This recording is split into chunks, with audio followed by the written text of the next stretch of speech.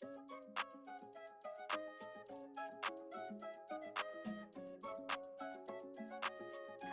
Ramos.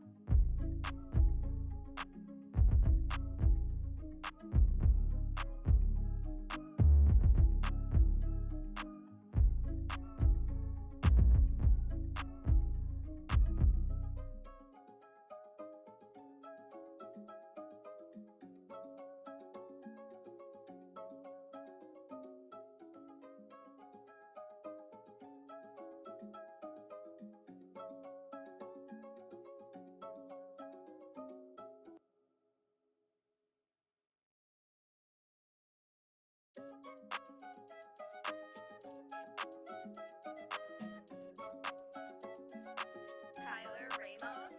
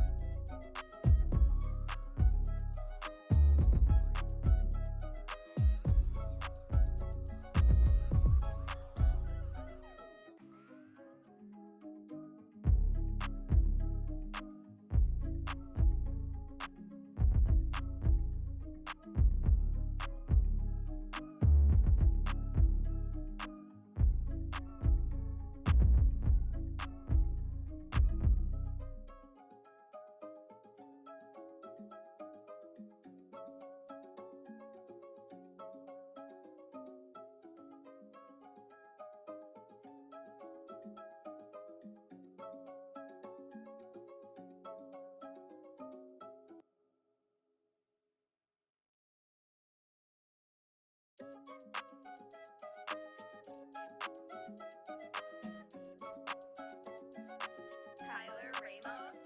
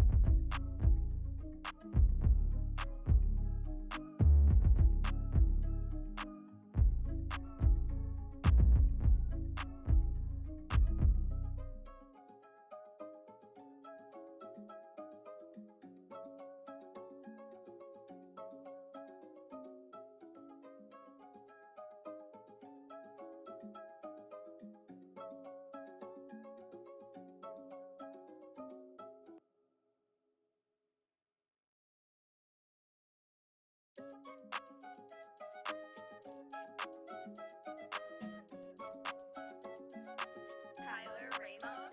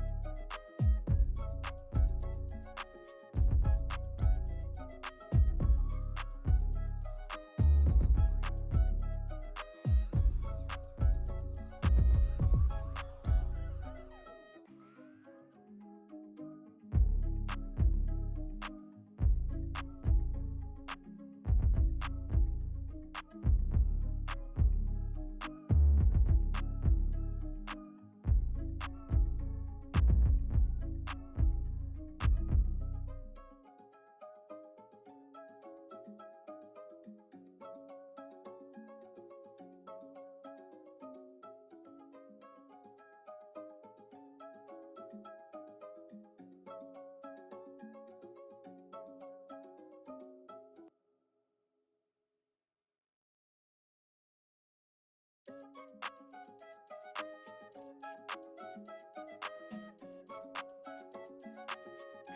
Ramos.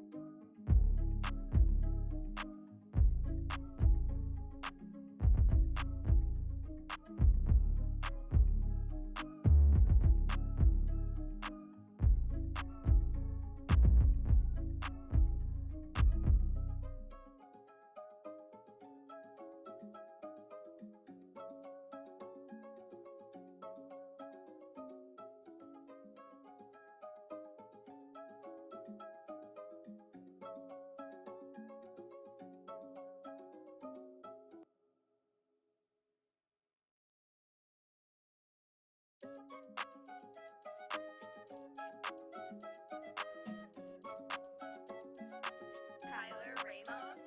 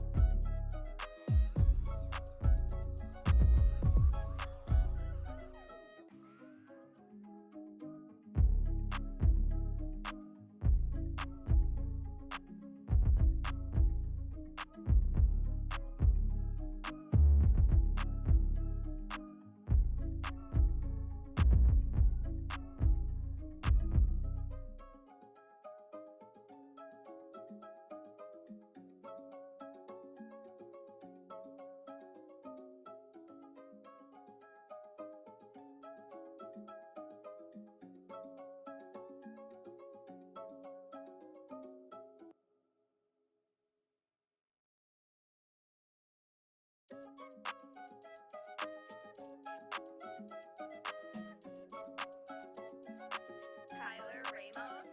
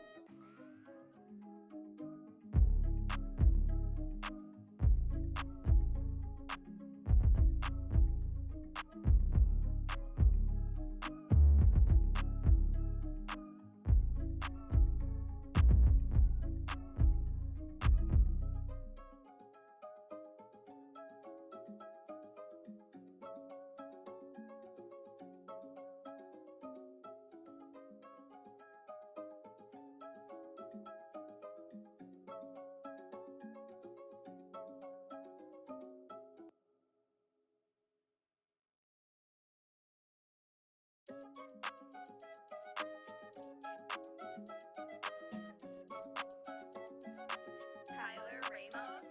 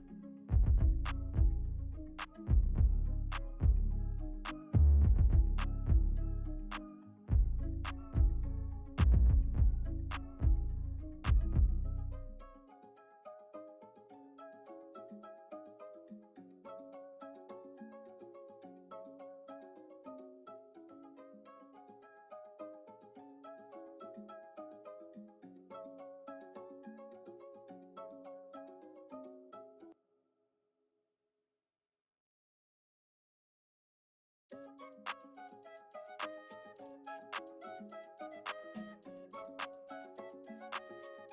Ramos.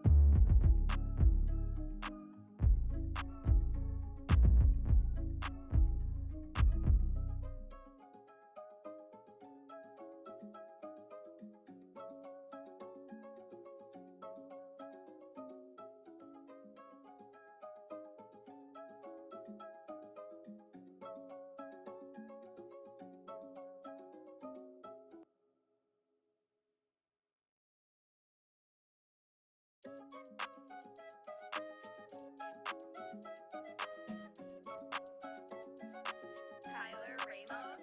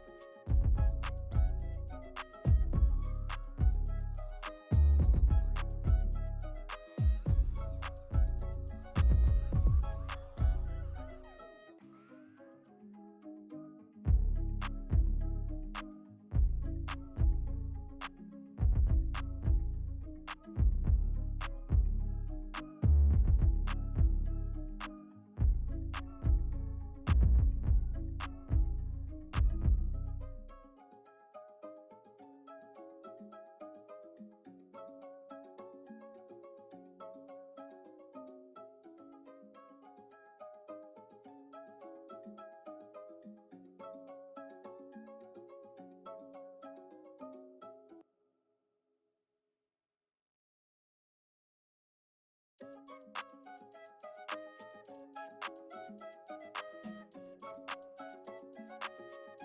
Ramos.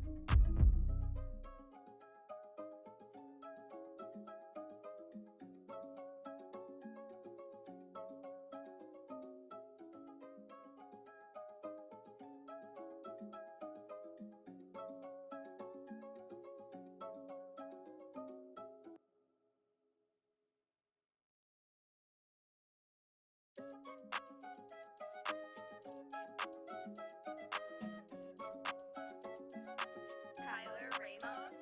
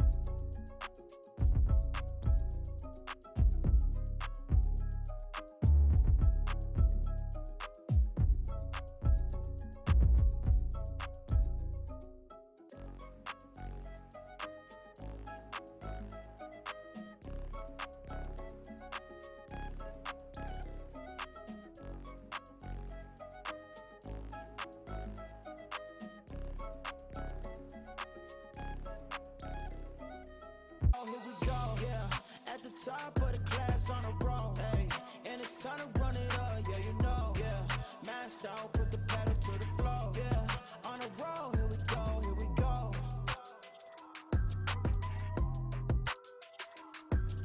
What is going on, everybody? Welcome back to the Frankie Candles live stream every single weekday right here at 5:45 p.m. Eastern Standard Time, right after ATP. Shout out to my boy DZ.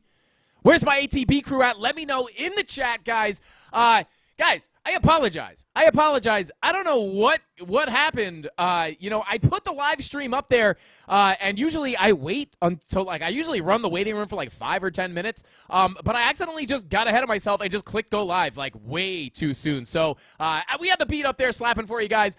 Sorry about the early waiting room there. But we're here now, guys, and we got an amazing show for you tonight. We're going to be taking a look at Bitcoin. Shout out to Elon the Fraud Musk out here saying, sup, Frankie, what is going on, brother? But we're going to say what's up to the CandleMafia in just a second. But we do have an amazing show for you guys tonight. We're going to be checking in on Bitcoin as we did get a little bit of a dump to the downside. And if you guys were watching the stream last Friday, you will know that we were in a short position looking for that potential breakdown below our local range. So I want to go ahead and take a look at that with you guys, just so you guys can kind of see what we were looking at, so I can give you guys a little bit of free education on how to get in and out of profitable trades here, because you guys know we make money on this channel, whether the price is going up or down. So stay tuned for that. But we're going to be taking a look at Bitcoin, guys. Which way are we going? Bitcoin on the brink, right? Are we going up? Is it a pump? Is it a dump? What is going to happen next? So I kind of want to show you guys what I'm keeping an eye on, take a look at some key levels, and then talk about kind of what I'm expecting here. Obviously, we do have quite a week ahead of us. Tons of news coming out. We have the FOMC meeting coming up. So this is likely going to be a volatile week, and I do think we are on the brink of a very big move, and I want to talk in this stream today or tonight about whether we think it's going to go up or if this big move is going to be down, and how you can prepare yourself in either case and make money no matter what happens. That is the beautiful thing about being a trader. You can make money when it goes up, you can make money when it goes down, and that's why we have to open up our eyes to both cases playing out so we can be prepared to make money in either direction, right? As you guys know, we made plenty of money shorting this bear market. You know, I said this, I think, our last live stream. Not gonna lie, guys, this bear market has felt like an entire second bull run to us, because, guys, those big red candles are profitable, just like the big green Lambo candles. Those giant red Darth Maul candles can actually make you a ton of money as well. I actually prefer to make money on shorts for some reason. I always say this. I don't know if it's because gravity's on our side, but that short money does come in very, very quickly. So I want to go over all that stuff with you guys on tonight's show. I'm gonna say it, guys. I'm gonna say it. Might be a little bit of a short show. I got some important stuff I have to take care of, so we might end a little bit early, but again, every time we say that, I think I've only done it one time in my life, but I really do want to try to get off a little bit early tonight. But we're going to be covering all the juicy stuff, all the key levels, and kind of my general sentiment on Bitcoin. Yeah, if you guys remember till last week's live streams, right? I have been leaning bearish for a very long time, right? For the past, essentially, since our daily money flow came into the red, I've basically been leaning bearish. I know my chart's not showing. You know what? We'll talk about this in a second. Let's just say what's up to the Candle Mafia real quick, and then we'll jump right into the charts. Shout out to Daddy Zach in the house. What is going on, Daddy Zach? Thank you for being here, bro. I appreciate you. We got Dave Digital, as always, in there with the custom special edition wrench, keeping the Candle Mafia in line. Let's go. Shout out to Dave Digital. Shout out to Crypto Lady. Said morning, Candle Mafia. Crypto Lady, how you doing? Good to see you. Thank you for being here. Crypto Anon. He says all good, Frankie Candles. Do you, bro? Shout out to Crypto Anon. I appreciate you for being here. Brad Guydell, what is going on, guys? Don't forget to show love to our mods in the chat. Who do we got in here today? Let's see. Well, shout out to Crypto Anon, Rob the Crypto Snob. I don't know if Tony D is in here tonight. I'm sure he'll let us know if he heard us say his name. But shout out to Tyler Durden, Captain Kirk, Crypto Billy, D Petty Crypto. You guys know all the mods. Show them love in chat. They give us, they make my life so much easier. And I truly am forever grateful for you guys. Thank you so much for being here. I appreciate everything you guys do. Shout out to Elad, PS5, Future of Gaming. What is going on? How strong is 25K to hold compared to 24K BTC PS5? We're going to be taking a look at that in just a second. Crypto Infinity in the chat. I'm my hero. What is going on? Hey, I'm my hero. You're my hero. What is going on? Art, what is going on? Art Mason said me. Oh, Tony D said no. Was that no, you're not in here? I feel like that can't be the case if you just answer that message. Wendell! Yo, Wendell, what is going on? LFG Mafioso, what is going on, Wendell? Thank you for being here, bro. Good to see you. Crypto Ric Flair, let's go. Shout out to you, man. Ben Miller. Last but not least, guys. Last but not least, we got Metavice, Chris, and Johnny Two Pockets in the chat, guys. But listen, we got a lot to look at on today's episode of Is it going up or down? Or is it going to be boring? We got a lot to talk about here, guys. Let me just go ahead and change my resolution here, as I am in ultra-wide mode, or whatever you call it. I'm in 3440 by 1440. We got to go to 1920 by 1080. Not going to lie, guys. If you can get an ultra-wide monitor, I understand, they are expensive, but if you can afford to get an ultra-wide monitor, it is beautiful when taking a look at the charts. But I will tell you, if you are a YouTuber or a crypto content creator, I don't recommend getting an ultra-wide, because every time you go live, everybody's going to say, hey, wait, no, switch back to 1080. I can't see. The numbers are too small. I didn't even factor that in when I bought this. So now I just use it when I'm in my own Yeah, I bought it for the stream, and it wound up being the opposite of what everybody wanted. But without further ado, we got the updated resolution here. Let's go ahead and jump into the charts. Here we go. All right, let's see. Hey, what's up? We got Kush Patel in the chat. What is going on, man? Bison, the 8-hour divvy still in play. Need Powell to flap his lips in our favor. Let's go. We'll take a look at that 8-hour div that we are looking at here. And I will say, I mean, it is still in play, technically, in my opinion. I would agree that is still in play here. Now, I do just want to go ahead and turn off our TA here, guys, and I want to kind of break down what happened. Now, obviously, we did get a big move down on Friday as I was bowling. Yeah, we were just looking, and I'm just bowling, and I'm like, hey, let me check the chart real quick. Oh, my God, the short is printing money while I'm here bowling. It's not a lot of careers that you can have, guys, while you can, where you can just make money while you're playing a game. Now, obviously, I had my level set. I wasn't just in a degenerate trade with no stop-loss bowling, but I had already taken profits on my short, hoping for the range to break to the downside, and we did indeed break to the downside for some extra gains. So it was pretty nice just checking that phone and being like, hey, paid for a night of bowling plus a bunch. But I do want to take a look at what we were looking at on the now, as I was saying a little bit earlier today, guys, obviously the past 2 weeks I have been leaning bearish. Actually, more accurately, I have been leaning bearish since Saturday, May 13th, once we got this money flow crossover into the red on the daily time frame. That's basically where I said, hey, guys, I think the big parabolic move to the upside here, I don't know if I'd call this parabolic. This would be parabolic. This would be parabolic. But I think this big move to the upside is basically done, at least for the short term, right? I wasn't calling for an immediate dump to zero, but, saying with that money flow crossover into the red, that is going to be a little bit more bearish and could wind up causing this range to break to the downside, which we did essentially do, but it wasn't really like... We are still kind of dancing around not too far away from that last range. However, that is basically what was making me lean bearish. On top of that, guys, we did have the 2-day money flow crossover into the red, which was also kind of aiding me in that kind of bearish leaning sentiment. And that happened around the same exact time. I'm not going to go too far over this. This is why I've had a bearish, kind of a bearish leaning bias. That is why we were shorting. We were shorting up here as money flow was coming out, right? If we go to the daily, we had money flow coming out pretty aggressively here, right? We had the big blue wave here. We came into the red, faked out into the green, came back into the green, but then we started to round off here. But essentially, was in a short here, not really based off money flow, really based off the volume profile, which I will talk about in a second. Shout out to deprogramming. I forget the full name. Something deprogramming.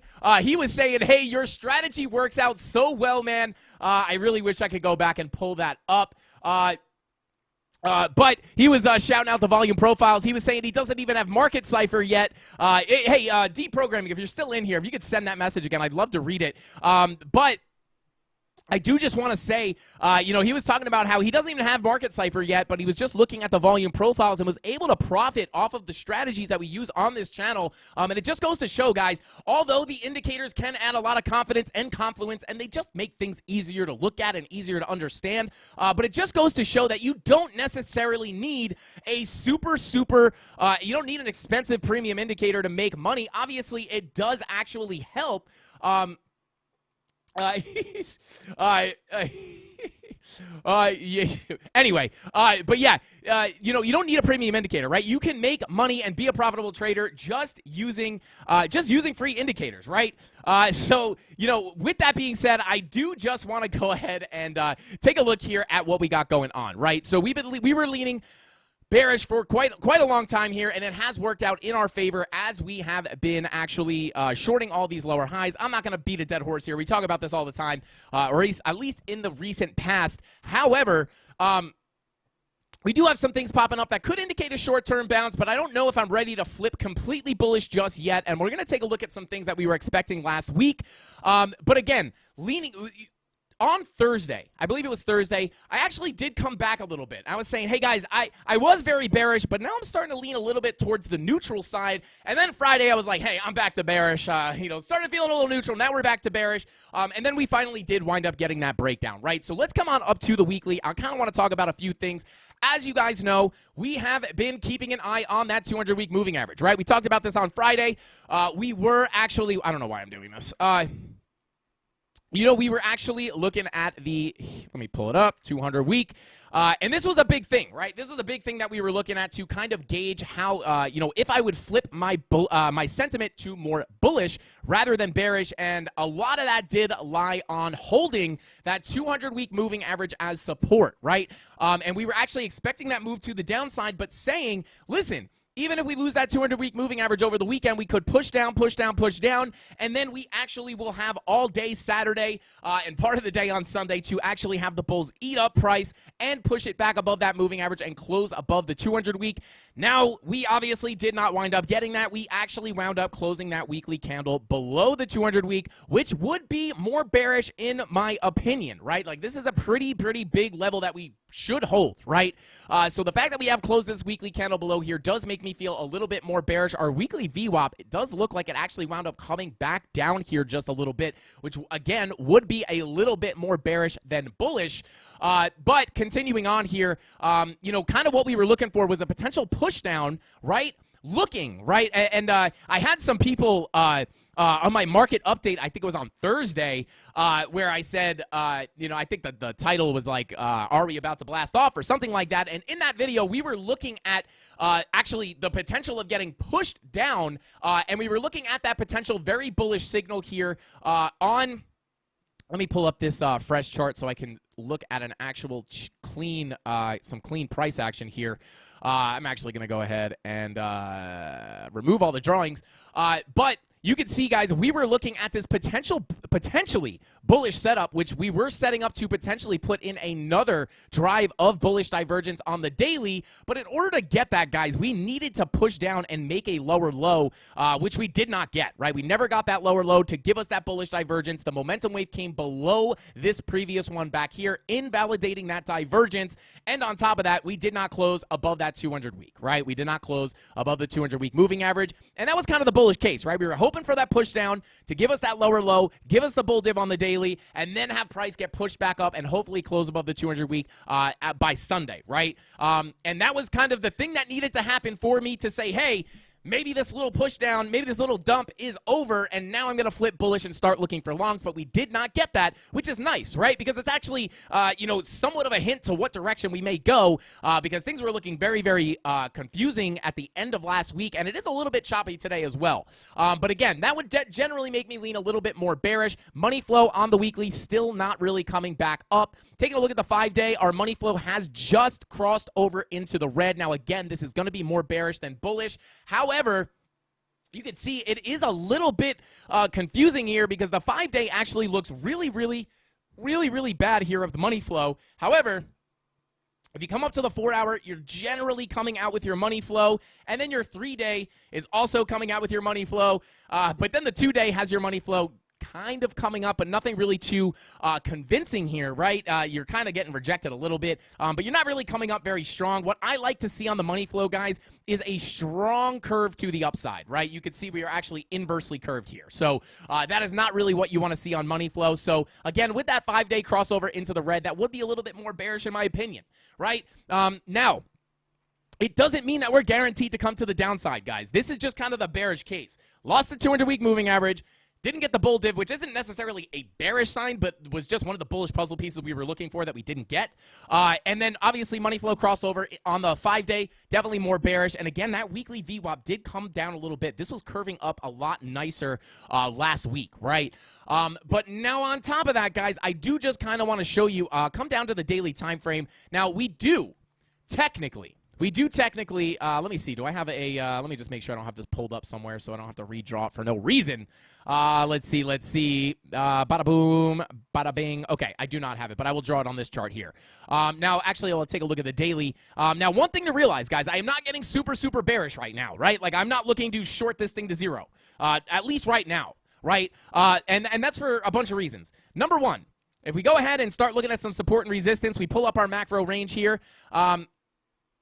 And let me go ahead and pull up this golden pocket. Let me just actually get these levels up on the chart real quick. But really what I want to look at here, guys, is this somewhat of a falling wedge pattern that we could be forming right now, right? So obviously, with a falling wedge, guys, this is typically where price will start coming down, right? And price starts to coil up and get tighter and tighter and tighter until you finally wind up breaking out of the end of it, right? Or the apex of the pattern, right? Now, here's the thing, right? We are actually kind of hanging out at the bottom of this falling wedge, right? So this is obviously going to act as some kind of support. And you also want to realize that our other levels of support are basically right here between about $25,300 and about, $24,800, right? That's kind of the levels that we've been looking at. And we are very, very close to support, right? So not getting super bearish trying to short into support here. I actually wouldn't be surprised if we wind up getting a short-term bounce. And again, guys, it is a little bit choppy, and you can see that by all these red and green dots, right? You got red dot, green dot, red dot, green dot. We're playing that classic red dot, green dot game. But as of right now, we are printing a green dot on the 4-hour time frame, and if you come on down to these lower time frames, you can see money flow has just recently crossed over into the green. Now, obviously, we are bing-bonging around a little bit, but we spent a decent amount of time in the red here. We may be just faking out it back into the red for a second before coming into a bigger green wave. So your 15-minute, right, money flow coming up. Your 24-minute money flow is also coming up. And even on your, I guess not on your 30-minute, but your 24-minute money flow is coming up. So this sometimes, when paired with your 4-hour green dots, specifically the 15-minute, or the 15-minute money flow paired with this 4-hour green dot can sometimes give us a move to the upside. But again, because of the way that money flow looks on the higher time frames, I don't know if I would necessarily be trusting this to give us a giant moonshot to the upside. Number one, because of the way money flow looks on the higher time frames, and number two, because we lost the 200-week moving average. Now, one thing to keep in mind here, guys, is the fact that we are going to likely see a very volatile week, right? So even with the money flow on the higher time frames, even with the loss of the 200-week moving average, if we see some crazy volatility to the upside, we could wind up getting back above that 200-week moving average, right? So again, not getting overly bearish right now. Number one, because we have the support level here. We also have the support of this downward trending support line that is the bottom of our falling wedge. And again, on top of the green dot on the 4-hour, we also have it on the 5-hour. Your 6-hour is coming to the downside. But if we come on, yeah, and then these higher hourly time frames do look like they want to cool off. But you're getting support on the 0 line here. It is a little bit rough to read right now. However, this 4 and 5-hour green dot do make me think that we could potentially see some kind of a small move to the upside.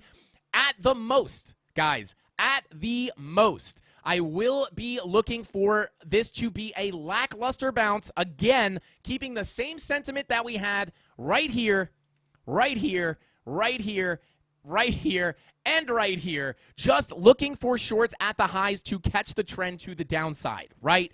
So if we do get a bounce here, I would look, right? Came to the top of the falling wedge, worked our way to the bottom, tried to get back to the top. Now we're back at the bottom. Now we may start to work our way back up to the top. However, we do have some of these key levels of resistance in the way. We have this value area low coming in at $26,460. And you also have your point of control right up here at about $26,865. And then you have the top of your falling wedge up here closer to about $27,300.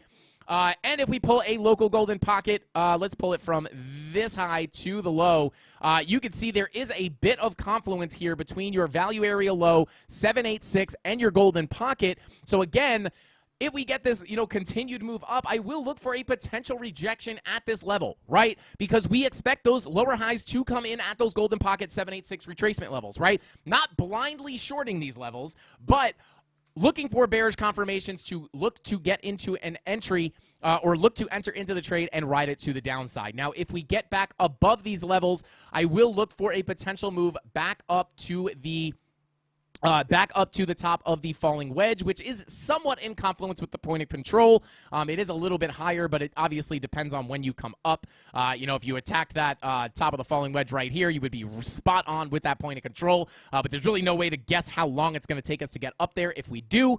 But all I'm saying is with the loss of the 200-week, and with the way money flow looks, I will potentially be looking for this to be a lower high before continuing back down, just like we've been saying for all of these other lower highs, right? And with that being said, again, not saying we're short from here, right? I would definitely look more for a bounce in the short term, potentially into that rejection zone, which I will highlight with a purple box.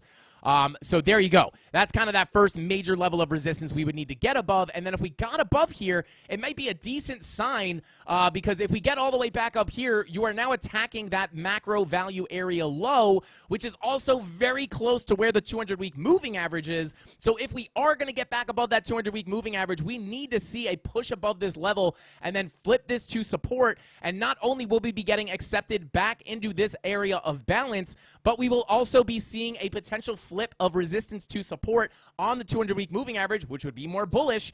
And if that does happen, we could wind up looking to get a move up to our value area high, right? But we need to see all that stuff happen first. And again, just to add, towards this, to add to the short-term bullish outlook, just looking for a potential bounce to come in here. If we take a look at our daily, you can see that your VWAP is starting to work its way back up. We may actually wind up printing a green dot tonight in about an hour and 52 minutes. If not, we may get it tomorrow.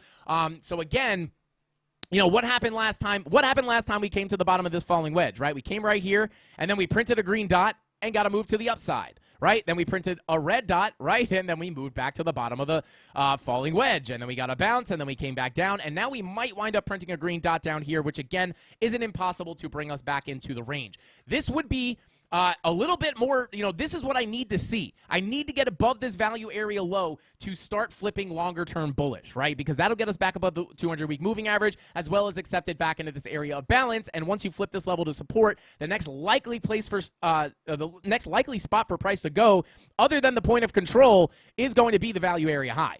Right? So, but again, we need to see this stuff play out before I start changing my sentiment. And then in that case, if you get past that point of control, you have to start considering the idea that you might be breaking out of your falling wedge, and that might be a trigger to get a bigger move to the upside. But until all that happens, guys, I am going to remain a little bit more bearish in the medium term. But again, in the short term, looking for bounces off of this level of support and the bottom of this falling wedge. So let's go ahead and check in on chat real quick, guys, and then we will jump right back onto the charts. How long have we been going for? We got 685 people in here right now, guys. If you're enjoying the content or you're learning something, go ahead and smash that like button. Every 100 likes we get, you guys get a spin on something called the Wheel of Pain and Pleasure, which is really just a wheel of giveaways, or the wheel, that wheel is basically a direct hand into Frankie Candle's pocket to grab some money for yourself, which you deserve. So go ahead and smash that like button, get those spins, and take my money. Take my money, people, please. Mafia, take my money. But anyway, yeah, guys, smash that like button if you like the content. Don't forget to subscribe to the channel, and let's check in on chat before we go ahead and take a look at the altcoins. And yeah, if you guys want to start spamming your altcoins, go ahead and throw them in. Rob, let's do like 3 or 4 altcoins. Like I said, I want to try to wrap this one up a little bit quicker tonight. But let's go ahead and move on in and see what's going on with the Mafia. Let's see. Okay, I love looking at the guys.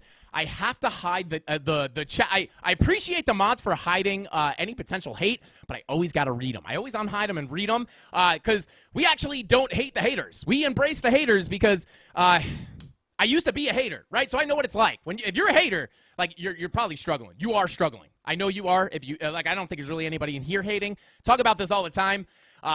We take the haters and we bring them in and we help them. And I say, hey, come here, bro. It's okay. I know you say you don't like me. It's okay, but come here. Let me help you.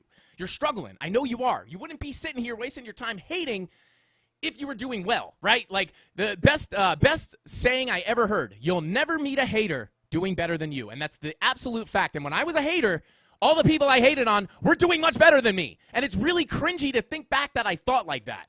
And so, now that I have a platform of people watching me, I like to point that out, right? Because if you're out there and you're hating, try to look within, man. Just look within. Trust me, it's hard to do in the moment. But when you're not doing bad and you look back, you're going to know that you were doing it for those reasons. And that's why I embrace the haters and I try to bring them in and help them. And we've actually flipped a couple of haters into CandleMafia members because they're like, wow, this guy's kind of cool. He actually helped me. So I always unhide the hate comments and I read them. I'm going to read this one here. Hopefully it's not too bad. I haven't seen it yet. But shout out to this guy. He says, it's funny to me that he's bragging about how much money he's making bowling. What you should be doing is, and I don't really know if this qualifies as hate, but But what you should be doing is bragging about how much money you're making other people. Gonna make me do it? Is it gonna make me do it? Well, shout out to, oh man, I didn't look back to who said it, but literally just said somebody here was making money using our strategies without any premium indicators, so shout out to him. And we do basically only celebrate other people's wins on this channel, but I guess they don't watch the channel, so they don't know. But shout out to that guy. I don't really know if that really classifies as hate, just more inexperienced with the channel. We literally only celebrate CandleMafia gains. Maybe, hey, I'm going to use this. I'm going to use this as an opportunity, guys. I'm going to use this as an opportunity to pull up the Discord real quick. And let's go ahead. I actually, in my premium Discord live stream today, somebody was telling me, hey, pull up the winning trades in the premium Discord because I had an awesome win that I want to show you guys. And, well, shout out to bullishsauce.eth printing. You guys can't really see it, but he's got a 99% gain on his Bitcoin short and a 68% gain on his XRP short. Shout out to Creighton C for his 72% gain on his Bitcoin short. Right? And we're going to talk about this short in a second that we were in with the premium Discord. And shout out to Benjamin Calls. He says, I don't know how to do the funny picture with the percent thing here, but at Frankie Candles is the GOAT with the setups. Closed a bit higher. Shout out to you, man, for your gains. So here you go. You said you should be bragging about how much money you're making other people. I'm just going to go ahead and scroll through this. 77%. 142% for Hawkeye. Shout out to Hawkeye. Panda Storm with 250% gain. Let's go on a Bitcoin long. Let's get it. Shout out to G Life. If you think you're near a bounce, long bots or short bots might be something to consider. Shout out toglife.eth. So there you go. We're bragging about the Mafia's gains here, just bringing them up, and we be doing this every single day inside of the premium Discord. If you guys are interested in checking that out, you can check the link in the description down below. People seem to like it. But let's go ahead and continue on here. Wendell says, yo, Frankie and the mods are absolutely the best people with the biggest hearts in the biz. Frankie shows love day. Shout out to Wendell. I appreciate you for being here, man. Let's go. Let's see. Get the haters chairs because they can't stand us looking good. Shout out to Nate Anderson, not to be confused with Connor Anderson. Yeah, and shout out to that guy. I don't really know if that was hate. I guess it kind of was, not really. Sometimes, like, it's the haters that I think of are like the ones that just come in and say mean stuff. Like, those people are probably struggling. But anyway, and I don't say that to poo-poo on the haters. I say that because I used to be like that. And I've grown past it, right? This was many years ago. I've grown past it, and I've been able to reflect on why I was acting like that, and I can actually pick the specific reasons why I was hating. It's because my life was not going the way I wanted it to. I had everything I was trying to do failed, and I was doing very, very bad, right? And when I saw other people succeeding, it made me salty, and that's why I would hate on these people. And what was I doing? I was sitting there with no life, typing on my phone, hating on people.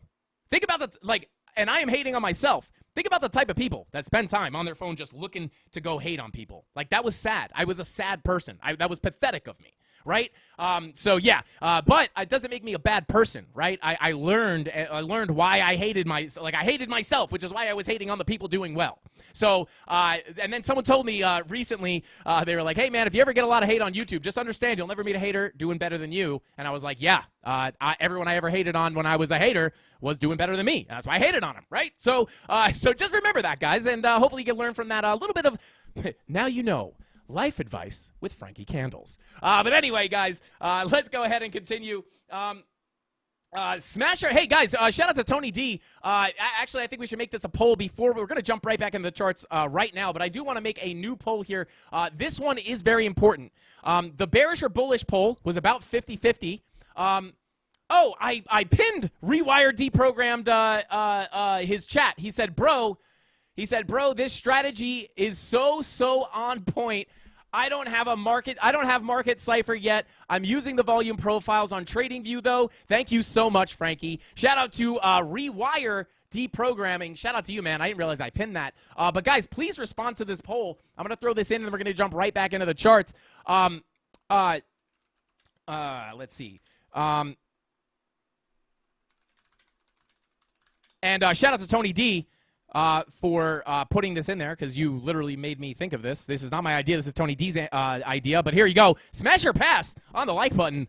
Here we go. Let me know, guys. But shout out to Apples Up North for the 5 Frankie gifted subs. This is not Twitch. Shout out to Apples Up North for gifting those 5 Frankie Candles memberships. And shout out, shout out to Kenton Smith for also gifting 5 Frankie Candles memberships. Let's go. Shout out to you guys, the most giving community on YouTube. And with all that being said, guys, let's jump right back in. And I want to take a look at that short position we took. And then we're going to hopefully, yeah. And then Rob's got the altcoins for us. We're going to jump right into the alts after we check out this trade.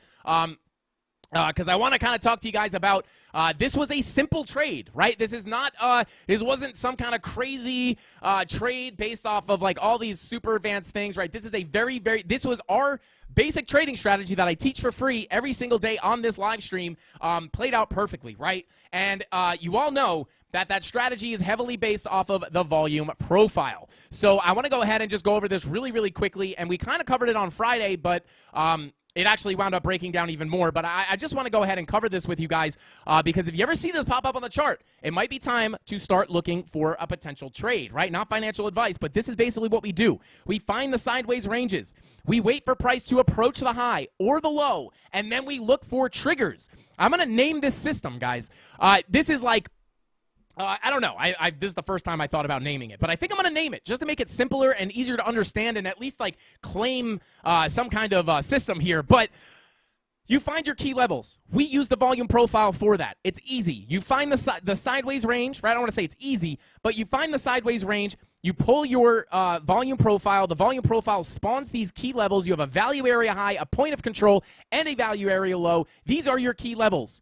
And then you wait for price to approach the high or the low, and then you look for your trigger. Set your traps, and then, or set your sights, right? And then look for something to give you a trigger to get into the trade. So for this, you would wait to come to the high, look for a bearish confirmation, and then look to short back down to the low of the range. When you get to the low of the range, you're looking for a long, and then you're looking to ride it back up to the high of the range. And then when you get to the high of the range, you bring it back down to the low. You're looking for bearish confirmations up here to enter a short position to go to the low. Now, this is how the volume profile works, and it plays out more often than not and makes for a very, very high win rate strategy. Now, it's not just like you're blindly shorting here and blindly longing here. You need very specific confirmations. It's not that easy, but this is the general theory behind the trading strategy, right? Now, what happened here? We got to move up to our value area high. When you leave the value area high, right? Like if you get above this level, you could think of when price comes up above here, price is overbought. And price likes balance, right? So when it's overbought, people are thinking, hey, this is overbought. This is too expensive. This is not a fair price. I am going to push the price back down into our fair value, which is in between the value area high and the value area low, aka within our range. When you hear me mention an area of balance or a fair value, I am just talking about the inside of the range. Price ranges more than it doesn't. Price, I think, spends, I don't know the actual statistic. It's like 70 or 80% of the time, price is ranging, right? So you're looking for these ranges. This is a fair price. When you come above, this is overbought, you'd expect to move down. Overbought, you expect to move down. Oversold, you expect to move up. Oversold, you expect to move up, right? And that's just a simple idea of a volume profile range. Now, what happened here? We got to move up to our value area high. This is the level where we want to start to look for shorts. Now, did we get a signal to go short here? Well, I'll give you guys a little bit of a freebie. We did, right? As we came up to that value area high and started deviating away out of it, I am starting to think, hey, if I get bearish confirmations up here, I already know this is a little bit overbought. So I'm expecting to get sucked back into the range anyway, and if I can get a bearish confirmation, that is basically all we need. We have higher highs on our price, as well as lower highs on our momentum waves. This is the 24-minute time frame. We also got this on the 15-minute. This is actually what I was looking at. I was not looking at the 24-minute. I was looking at the 15-minute. You get your bearish divergence at your key level of resistance. So you're at your level of resistance. You have a bearish divergence. That's two confirmations. Do we have now something that can make this a super overpowered signal is if we also have money flow coming out. Now, is money flow coming out? Well, you could kind of see that we have a high here, and then we have a lower high here. So you could consider that as money flow coming out, but it's not very clear. So what we can do is come down to a lower time frame, such as the 5-minute or even the 3-minute, right? And you go right to the same exact spot you were just looking at. which is all the way back here, right? You find your area. Is money flow coming out? Yes, it indeed is. So you're at a key level of resistance, expecting a rejection. You're outside of your, and it's a value area high, so you're already expecting it's overbought and you're going to get sucked back into the range, which is down. So that's one confirmation. You have a bearish divergence. That's confirmation number 2. Confirmation number 3, you have money flow coming out on the lower time frames. These are enough confirmations for me to get into the trade. Now, I do look at a lot of other things, but for this particular trade, that would have been enough confirmation for me. But if you were looking for an extra level of confluence, you can actually go ahead and pull a Fibonacci retracement, right, from your high to your low here, and you can see that not only did we approach the value area high, but we also had a local golden pocket. And if you guys have watched this stream at all in the past few weeks, you will know that we talk a lot about how this is where price likes to reject. Between the golden pocket and the 786 Fibonacci retracement levels is a lot of times where price likes to reject. So that's just another level of confluence here. And then at that point, we are looking to get into that short position and potentially ride it down to the value area low of the range. And that would give you about a 1% move, which for me is all I need when trading my strategy. And because I'm trading with leverage, I'm able to make a very, very good amount of money on that move to the downside. Now, this is all we're really looking for on the trade. However, because when we get down, right, you're looking to short here, you're looking to take partial profits at your point of control, and then you're looking to ride it down for either a final TP at the value area low, because we know once you break the value area high, you are more likely to go to the value area low. And then if price decides to break down, you can actually leave a little bit in your position at the value or at your final TP. You could take most of your money out, but leave a little bit of a moon bag in case you break that range and come deeper to the downside. And if you do that, you could turn that little single, right? This is a single, right? This is a base hit, right? Single, grand slam, right? So you're just going for a single here, a single here, a single here. But when you trade like this, if you hold a portion of your trade at your final profit target, price is eventually going to break down from this range or break up from this range. But if you trade this system, you are, like I did right here, once we got this big breakdown and we came down even lower, I was already in the trade from the top. This is how I short the tops, guys, right? You short the top, and then you're looking for that base hit, and then sometimes that base hit surprisingly turns into a grand slam. You want to let the home runs and the grand slams come by surprise. You don't want to go swinging for the home run. Don't swing for the fences. Swing for a base hit. Swing for a double. That's where the money is, right? And then if you hold your little moon bags here, eventually you're going to break down, and you can hold it, and then you'll randomly get these grand slam and home run trades, right? So that was, again, simple setup. Bear div at resistance, right? Essentially, right? Obviously, these are very specific levels of resistance that we look for. But there you go. Quick little trade breakdown. Hopefully, you guys learned something from that. Smash that like button if you did learn something. But I did just want to go over that. I did take most of my profits out at the low here. I am about 75% out of this trade, letting the rest run free to see if we can get another breakdown and maybe squeeze this thing out for the most profit we possibly can. But if price turns back around, my stop loss is also at break even. So if we wind up coming back up, it's a guaranteed winning trade, right? I cannot lose this trade. I've already paid myself, right? My stop loss is at break even, so I can't go negative. So there you go. Let's see. Call the Frankie Candles channel chop. Oh, hey, call it the Frankie Candles channel chop. I like that. Hang on. We did get a super chat. Shout out to Hawkeye. Said, just call it Frankie's sauce system. LFG. Shout out to you, bro. Bing bong. Hey. Let's go, baby. We make money whether the price is going up or down. We don't care what the market's doing. We just make money. I just caught that dollar in the air. Shout out to Benji. Anyway, guys, here we go. Let's go ahead. Leah, let's just go ahead and continue on here. Where do you like to pick to pull fixed range volume?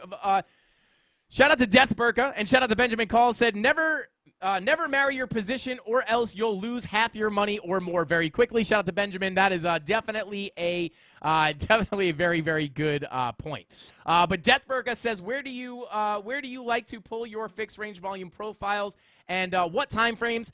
It all depends on your goal, right? If I was looking to, generally, I like pulling my more macro ranges on the 4-hour, right? So it really depends on what price action looks like and what I'm looking to do, right? So I'll pull a macro range on the 4-hour, but then, I will go down to the 15-minute and go ahead and pull more local ranges, right? So that trade was basically just traded on the 15-minute, right? So that's where this range was pulled. I just pulled it from this high all the way through all of this sideways price action. But really, I just pull it like I could pull another one right here, right? I just look for sideways movement, and I'll just go ahead and pull it, right? And then I'll also mess around, right? Like I'll see like, okay, like we came to the low, back to the high, okay. And then sometimes I will mess around. Maybe I'll move it back before the dump, see how that adjusts the levels. That is a little bit cleaner looking in my opinion. So I kind of play around with it, but all I really do is I look for sideways movement in the market, and that's where I pull my range, right? Let's see. Like even like right here is somewhat sideways. Even up here, I think we had one. But really, I just like finding those sideways ranges, and that's where I pull the ranges, right? And then obviously, you know, time frame depends on what you're looking to do, right? If you're scalping, you would pull it on a lower time frame. If you wanted to find a stronger, like if I have a macro, if I have a value area here, right? Like say I'm looking at this range as a whole range, this value area on the 4-hour is going to be much stronger than a value area on a lower time frame, right? So, you know, that's kind of how I do it, right? Top-down analysis is what it's called. All right, let's go ahead and continue on here. Let's see. Tony D said he is Rob. A bit of a snob, but only in crypto. He's actually really nice. But yeah, he's a bit of a crypto snob. I don't even know what that means. Shout out to Rob. But let's see. No, okay, wait. Tomorrow is actually Rob's birthday. Shout out to Rob the Crypto Snob. Happy birthday. Bing bong. Shout out to Rob the Crypto Snob. My God, I just got attacked by that dollar. This money made out of lead? But yeah, guys, shout out to Rob. Happy birthday, bro. Or happy birthday tomorrow. Shout out to you, man. I will sing happy birthday if it's actually your birthday, bro. Don't tempt me. Shout out to Jessica. But guys, let's go ahead and start taking a look at these altcoins. Hopefully you guys learned something from that little spiel or little trade breakdown. But yeah. All right, let's go ahead and move on to some of these altcoins, which are going to be. I saw them. I saw Rob pop them in here. I saw him. I seen him. I seen him do it. Let's see. Okay, ETH, XRP, ADA, Matic. Let's go ahead and start off with Ethereum or Erythrium, as your grandmother might call it. Let's take a look here. And here we are. Oh, baby. Shout out. Oh, my God. Let's go. Let's go. Guys, where are we sitting right now? And, oh, God, man. And this is not me excited because I was right. This is me excited because this played out enough for you guys to actually see what happened. Let's go. I'm doing a lap around the desk, guys. Let's go.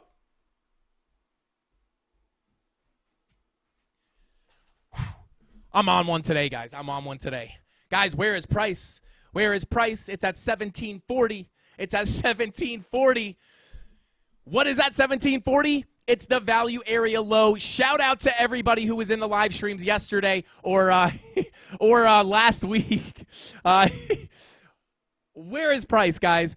It's at 1740. Now, again, I'm not saying this to brag. I am excited about this because it's a beautiful learning opportunity for everybody who watches the channel. I shouldn't be this out of breath, guys. This is pathetic. I'm going to go back to the gym soon. I'm just not ready. I'm very busy, and I'm not willing to lose focus for fitness, or at least right now. Guys, simply put, we look at the volume. We look at the volume profiles. You have your value area high, and I hope this sounds repetitive. What were we expecting on Friday? I will go back in the stream, and I will post this in the free Discord so you guys can see what we were looking at if you were not here. But last week on the stream, we were looking for Ethereum to potentially get the move down to 1740. Now, why is that? Simply put, it's for the exact same reason why I got into the short on Bitcoin. And we came up to the value area high.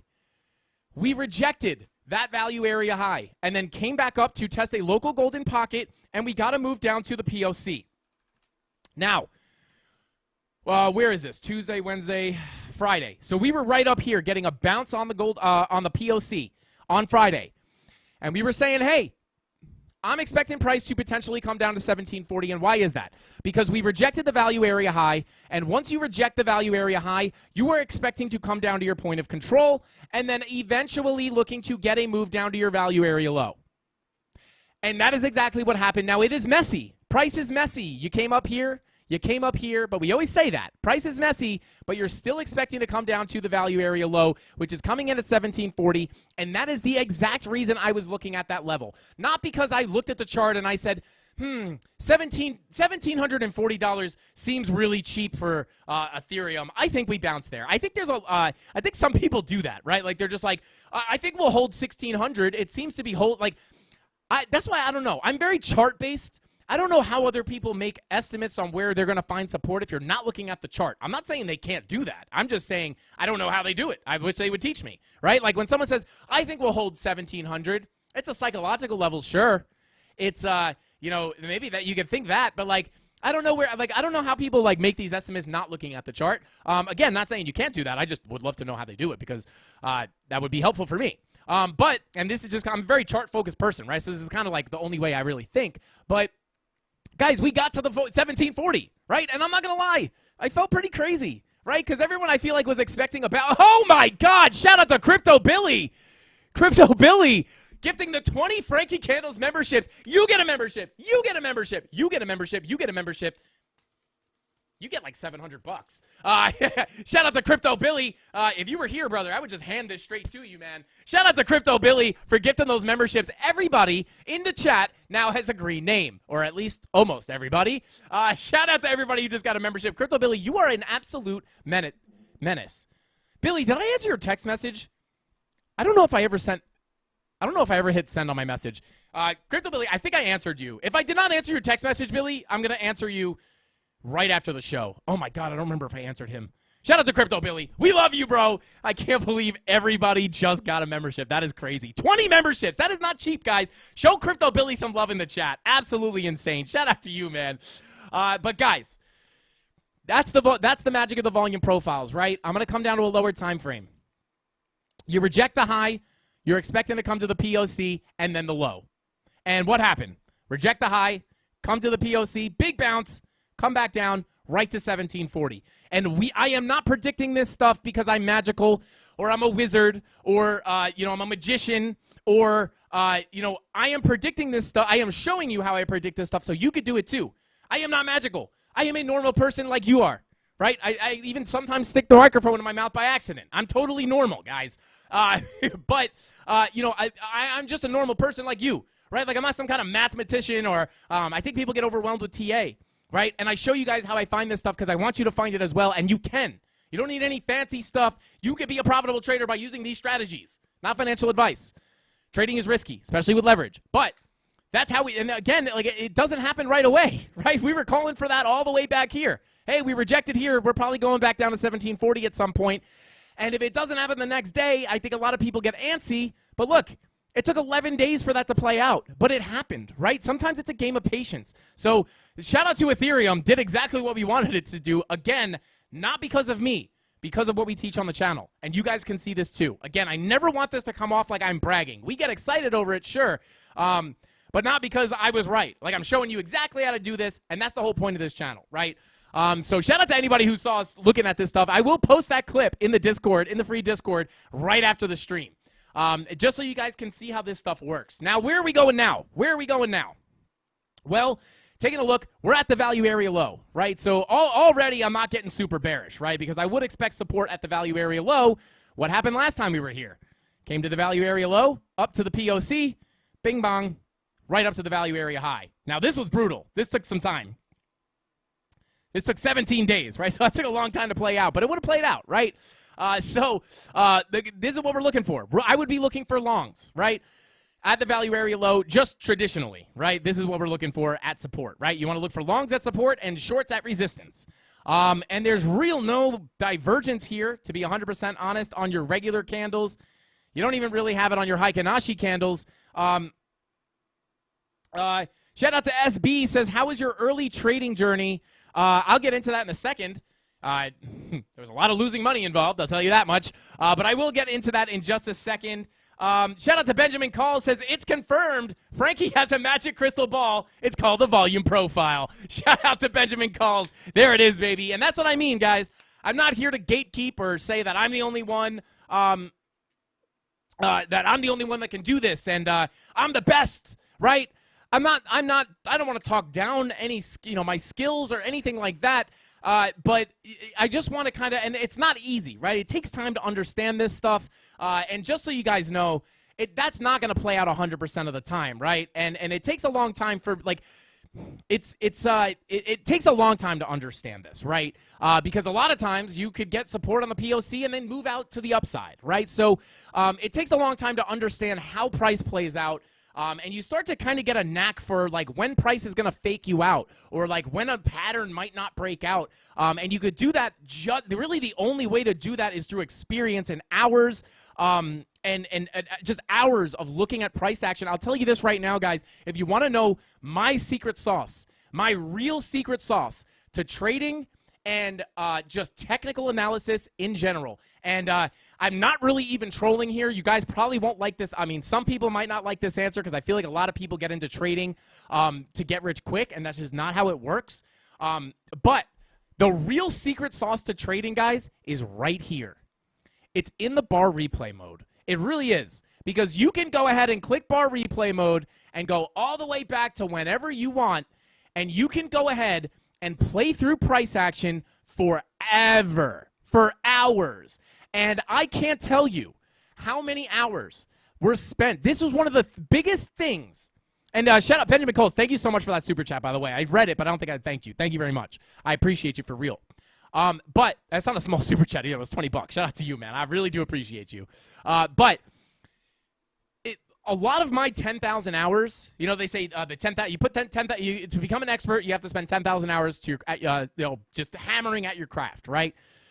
A lot of my 10,000 hours, guys, was in bar replay mode testing strategies. I would learn strategies, and I would go, and I'd be like, okay, I got my strategy, and now I'm going to play through price action. Boom. Okay, setup presented itself. Let me see if it plays out. Boom. And I would test that strategy 100 times, sitting there till my eyes were bleeding every single night for multiple months, years, just staring at price action.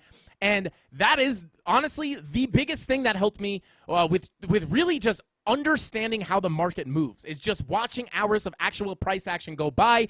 And thank God you don't need to wait for every candle to print. You can play it through on 10x speed, and you can run through strategies. This is an amazing thing to backtest strategies or backtest indicators to see how things play out.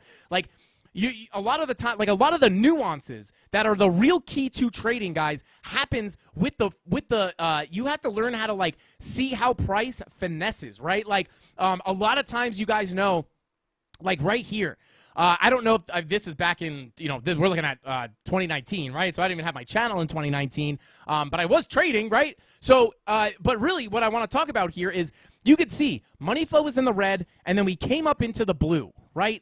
Now, a lot of times we can spot if these pushes up into the blue are going to be fake outs. And a lot of that comes from watching so many money flow crossovers over time of backtesting in bar replay mode. I've watched so many assets in bar replay mode. I've seen Market Cipher play out on so many assets by using bar replay mode just like this, that I could just sit there and stare at it. Okay, that money flow crossed over, but it faked out. But I bet you it goes back into the red, or whatever you're looking for. Backtesting on bar replay mode is the secret. The problem is it takes a lot of experience, right? It takes a lot of time. It's not easy, right? It takes time. It takes a certain kind of person that wants to sit in front of the computer until their eyes bleed looking at candles printing on a chart, right? So this is the real key. You could get so much experience, right? You didn't go through the 2017, 2018 bull market. Go back in bar replay mode and see how the price action was playing out, right? So definitely go ahead. Yeah, and it takes time, and it still takes time and focus galore. Absolutely, absolutely. And that's kind of why I said this is probably the answer that not a lot of people want to hear. Like, this is not fun, right? I mean, it was fun for me. I'll be honest. I enjoy every moment I look at the chart. It feels like work a lot of the time, but I truly enjoy it. It's so much fun to me. This is my passion. Like, no one, like, this is why I'm able to, like, do these lives every single day and talk for 2 hours every single day, because I truly do this and I truly love this. This is my passion, right? So it takes a certain kind of person to really want to sit down at the computer like that, but that's really the key, right? This is how I know all the nuances of market cipher, right? Like when I see money flow looking like it's going to fake out, right? It's because I've seen not only all the live price action I've traded, but I've gone back on so many different assets and watched countless days and days of price action, right? And if you do something for long enough, eventually, even if you're bad at it, what's the saying? You could be really, really bad at something, but if you work hard enough at it, you just might work hard enough that you are a little less bad at it than when you started, right? It's just, if you put in the 10,000 hours, you're likely not going to get no results, right? So there you go. I take that for what it's worth. But guys, this is, beautiful, beautiful volume profile play out here. But you can see no bullish divergence here. Back to the, sorry about the rants, guys. This is stuff that's really important, especially if you're serious, right? If you're serious about trading and technical analysis, that's something really important, right? Like for me, I would leave work, go home, test the strategy 100 times until 2 in the morning, right? Go to sleep, go back to my regular job. While I'm in the office at my regular job, that had nothing to do with crypto, I'm running through bar replay mode. I'm looking for trades. I'm watching videos. I'm reading. I'm looking up different patterns. What's a divergence? What's the most profitable trading strategy? Test that one. Didn't work. They lied. Test this one. Not the best strategy. They lied too. They lied too. Well, what if I mix this strategy and this? It takes time and effort. So just if you're learning how to trade, yeah, we are almost there. Shout out to Crypto Billy. It takes time. So just like it's very like you're not going to get into trading and make $1 million overnight. But that doesn't mean that you're not going to be a profitable trader through hard work and practice, right?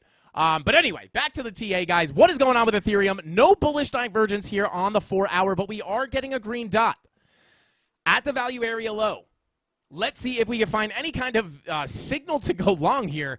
Money flow is coming up on the 2-hour. That doesn't look too bad. Take a look at the 1-hour. Money flow has crossed over into the green. So here you go. This, here we go. We'll give away a little bit of a freebie here, right? Your 2-hour money flow is coming up. That's actually not a horrible sign. No divergence, at least on your regular candles or your Heikinashis. However, what if we come down, 16-hour green dot is printing, guys. What do we do when we have a 16-hour green dot printing? We go straight down to the lower time frames, and we go to some specific time frames, right? 16-hour, I like to look at the 90-minute. Is money flow coming up? It is. It hasn't crossed over yet, but it's coming up. Let's check the 45-minute. 45 minutes crossing into the green as we speak. 1 hour is just crossed over into the green, right? So if I put a vertical line here on this money flow crossover into the green, and I come up to the 16-hour, it did form right on that green dot printing. Now, this is not necessarily a signal for me to go long. I like to see a little bit more than this. But one thing we do know, or two things we know, is a lot of times when you get a money flow crossover into the green at the same time as a 16-hour green dot, sometimes that can give you a strong move to the upside, right? I'm going to check this money flow crossover from back here and see if that lined up with a green dot. Let's see. It did. It lined up right on this green dot right here. So at the same moment as this green dot was printing, we were getting a 1 hour money flow crossover. And what happened? Price had a big move to the upside. In fact, we went from, more specifically, that brought us from the POC to the value area high. Now we are seeing the same thing happen here at the lows of our range. So I'm not saying that this is guaranteed to bring us up. However, a lot of times when you see that 16-hour green dot with a money flow crossover on the 1 hour that happens at the same time, a lot of times that can give you a big move to the upside. On top of that, if we come over to the daily, our VWAP is rolling to the upside. Now, money flow is crossing over into the red.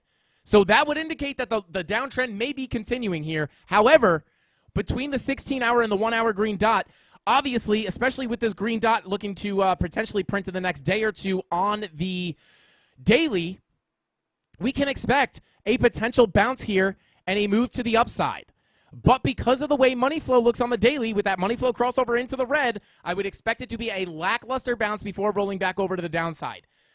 But that doesn't mean that you can't profit on this lackluster move to the upside. I am not taking this trade, at least as of right now. But I will say that 16-hour, 1 hour confluence does a lot of times give you some kind of a move to the upside. So I would not be surprised if we get a bounce on Ethereum at these levels. We've endured a bunch of pain here. Shout out to Jay Hayes. I'll take a look at ICP for you, bro. No problem. I appreciate the creativity there. You know, there's no reason not to profit on these moves, even if you know it's likely to roll back over. You know, we did that on Bitcoin when we got this move up right here, right? We knew right here, like if we come to the daily and look at that move, right? Money flow is in the red, which was making us expect the downtrend to continue, which it did, but we still hit that scalp long, right? So very similar to Ethereum right here. We're at the lows of the range, expecting some kind of support to come in here. I wouldn't be surprised if you get a bounce. If you do get a bounce, where are you likely to reject from? Well, let's pull a fib from the high to the low. Wait, from the high? No, from the high to the low. Yeah. I would be looking at this potential area of resistance if we get a move up, especially if, as we approach this level, money flow on the daily is continuing out. If it is continuing to the downside, I would expect to be looking for shorts up here.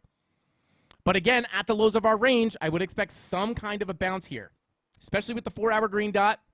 You're getting a 5-hour green dot as well. And again, having your daily cruising to the upside, looking for a green dot soon on the daily, and your 12 and 16-hour green dots. I do think it is more likely to get some kind of a bounce here rather than some kind of crazy nuke down to the downside. So there you go, guys. And I will find that clip of us talking about this move down to the value area low, and I will post it in the free Discord. Actually, Tony D, if you could find it, from, if you want to help your boy out, I mean, I'll do it anyway, but if you're not doing anything, you don't have to do it, but if you're not doing anything, you can find that clip from yesterday on ETH. From Friday or Thursday. I think it was on Friday. If not, definitely Thursday. If you can find that clip and send it to me, I'll love you forever. I'm kidding. I'll love you forever, no matter what. But anyway, guys, 671 people still in here, guys. Don't forget to smash that like button. Going for 650 likes. If we get 650 likes, somebody's getting a Frankie Candles hat. But let's go ahead and see. Does that mean we now have access to the premium Discord? Such a rocking, generous community, Candles. Shout out to Danny Kitchen. Hey, Danny Kitchen, let's go. I don't know. Did somebody just open up the premium Discord for everybody? Oh, boy. All right, let's go ahead. Let's see. Crypto Independent, what is going on, man? But, guys, let's go ahead and continue on. Our next altcoin is going to be XRP. And shout out to Crypto. Did you just drop another 20? Crypto, guys, you say I'm the GOAT. I mean, can we all agree that like, the mods are the real GOATs? Like, who am I? The mods are the GOATs, guys. Shout out to Crypto Billy for getting another 20 Frankie Candles memberships. Everybody gets a name. You get a green name. You get a green name. Everybody gets a green name. Shout out to Crypto Billy, one of the most selfless people. Not selfish, selfless. One of the most giving and selfless people I've ever met in my life. We love you, Billy. And I know the CandleMafia loves you for giving away all these memberships. I love you because you're the man. But shout out to Crypto Billy, guys. Hopefully you guys are enjoying the test out the custom, check out the custom emojis, guys. Spam the custom emojis if you got the green names. Test them out. Hit us with a bing bong in the chat. Maybe a let's see.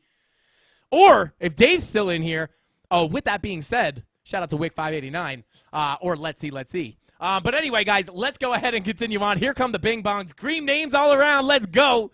Rob the Crypto Snob said selfless-ish.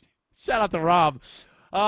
Also, and I talk about all. I mean that about all our mods, guys. All our mods are the most genuine, generous people. They are either donating to the money to the mafia in the form of memberships, or they're donating something even more important, which is their time. And that is why I am so endlessly grateful to have these mods on our team. They are family to us, made men of the CandleMafia, if you will. But anyway, guys, let's go ahead and continue on here. Shout out to the, let's go. Crypto Anon, gifting the 10 Frankie Candles memberships. Guys, I was going to do a short stream, but you know what? The mods are the GOATs, so we're staying the whole time. Shout out to Crypto Anon. Thank you so much for that, bro. Literally, you guys are crazy. Yeah, speaking of time, shout out to Rob the Crypto Snob. You guys are, I love you guys. Thank you so much. The mods are the GOATs. Wait until we're going to do so. God, shout out to the mods. I love you guys. But let's go ahead and continue on to XRP because Rob the Crypto Snob does have a good point. And shout out to Rob for dealing with me on not this week's, but last week's giveaways. Rob is a trooper, man. Rob is such a trooper. All right, let's go ahead and continue on. Ain't on the God. You guys are crazy. Let's see. All right, let's continue on here. All right, taking a look at XRP, as some of you guys might call it. Let's go ahead and take a look here. And, guys, here we are. Here we are. Remember, back to last week, we were looking at these volume profile levels, right? From this volume profile back here. We pulled the volume profile here, got the value area low, POC, and value area high, and as we approach this level, we are now respecting the levels just like we did back here. We came to the high, back to the POC, back to the high, back to the low, back to the high, back to the POC, back to the high, back to the low, back to the high, and now we're hanging out around the POC. No more Pepe. We could take a look at Pepe, potentially. Yeah, let's continue on here, right? So, come down to a little bit of a lower time frame, right? These levels are getting respected. Look at that POC getting respect. Put some respect on that POC's name. You know what I'm saying? Put some spec on it. But anyway, if you get it, you get it. Shout out to Tony D. Yes. Yeah, Tony, shout out to you, man. Yes, thank you for reminding me about that. But shout out to Tony. Just another nod to the mods, guys. Literally the GOATs. But continuing on here, and I don't want any of the mods ever thinking that like all the mods are amazing. It's just like the one. Usually I talk about the ones that are in chat because they're here. You know what I mean? Not because the ones that aren't here are slacking or anything like that. Just want to be very clear about that. All our mods they do stuff outside of the channel, right? Like they do stuff in the Discord. Chemistry Bro and Tyler Durden crush in the Discord. So shout out to them. I appreciate all you guys for that. So yeah, like our mods are goated, guys. They really are. They're cut from a different cloth. But anyway, these levels are still being respected, guys. As we hold that POC as support, working our way up, back up towards the value area high, right? And again, like my sentiment remains the same on XRP. I'm not expecting anything too crazy out of XRP until we can decisively break out of that value area high. If we break out of that value area high, we will be expecting a move to our next key level, which is the door to the moon. The door to the moon, right? If we get a breakout of our current value area high, I will look for a quick move up to this level here at about 60 cents, which is the door to the moon for a very specific reason. And that very specific reason is we have a low volume gap right above us, guys, right? Looking at the volume, look at this gap. If we get a break above this level, flip it to support, that is where we are likely to get a quick move up to the 60-cent level because there is not much holding us back. We have nothing but air here. So price will likely fly through this area similar to how it did right here, right? You can see even when we get these wicks up, it's like, wee, back down, right? Wee, back down, right? Now, if we get that break out of the value area high, I will be looking for a move up to that 60-cent level, which will then be a very key level of support or resistance because once we get above that 60-cent level, we hit our head a couple times. If we can get above it and flip it to support, that is your door. That is your ticket, your spaceship ticket, potentially all the way up to about 83 cents. This is likely going to be the next stop if you could crack that 60-cent level and flip it to support. Now, 60 cents is likely going to be very strong resistance, right? So I would expect some form of a reaction to the downside off of that level. But if we flip it to support, the next likely spot for price to go is going to be the point of control of that range, right? I got those levels from this previous area, value area that we were trading in, which has the point of control right here at about 86, at about 83 cents is the level. Oh yeah, right here, 83 cents. POC is right here. We also have a local golden pocket, or I would call it somewhat of a macro golden pocket, right? So we have the golden pocket here, as well as your point of control right above it at about 83 cents. And your 786 does come in at the top of the blue box. So if we get it back above this level, hold that moon, that door to the moon, likely going to be a next move up into this blue box, again, in that 83-cent range. And I don't know if we're going to get above that, but if we do, the next likely stop is going to be the value area high at about $1.38. And I want you to remember back to Ethereum. It took a long time to get down to that value area low at 1740, right? It took a long time to get back down to that value area low at 1140, which is on this chart, right? Did I say 1140? I meant 1740. Was it on this chart? Where the heck is it? What is going on here? Oh, yeah, right? We got to move back down to our value area low, but it took time, right? So just like when we rejected this, I expected the value area low to come in, but it took time. Just like that, when we look at XRP, if we get that move up to 60 cents and flip it to support, I'm not expecting it to happen in 1 day, 2 days, 3 days, a month, or what have you, but eventually it is going to be more likely to get that move back to the upside, again, at about 83 cents. So that's what XRP is looking like, guys. Not looking too shabby. Now, looking at the indicators, take a look at the daily. Looking for a green dot on the daily. Not looking too bad. This may be the thing that gives us that move up. Nothing very specific pointing towards that. But, hey, daily green dot could be pretty powerful, right? But, yeah, again, not calling for this. I mean, money flow on the 5-day looking pretty dang good. Even though we came back into the red, look how much time we spent in the red here. It might be time to come up into the green. So that's another thing to look for. You do have a red dot printing here. Do you have a red dot, or not printing, but looking to print on the 5-day, so that might, give you a little bit of turbulence. It might take some time to play out. We might range around in this volume, in this value area for a little bit. But again, eventually, when this thing gets momentum to the upside, that's what I would be looking for, right? Again, can't tell you exactly when it's going to happen. I mean, I just simply can't. It's just not possible. But that's what I'm looking for as far as XRP, guys.